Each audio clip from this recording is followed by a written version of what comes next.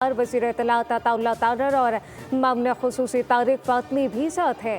शहबाज शरीफ 25 से 30 मई तक तुर्की, Iran, Azerbaijan, Tajikistan का दौरा करेंगे। इस हवाले से ये दौरे किए जाएंगे।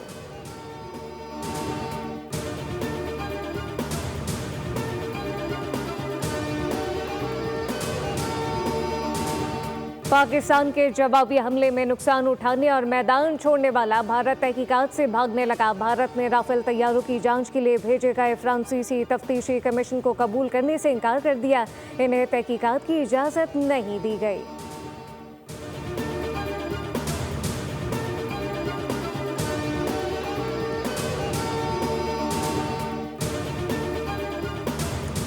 गाज़ा में इमदाद बंद होने से अशिया खुरनोश की कीमतें नाकाबिले यकीन हद तक महंगी हो गई। एक अदद प्याज की कीमत 3000 रुपये के बराबर हो गई। 25 किलो आटे की बोरी 2,81,000 पाकिस्तानी रुपए के बराबर हो गई। 4,95,000 फ़लस्तीनी मर्द, ख़वातीन और बच्चों की हालत मौत से बदतर दिखाई देने लगी।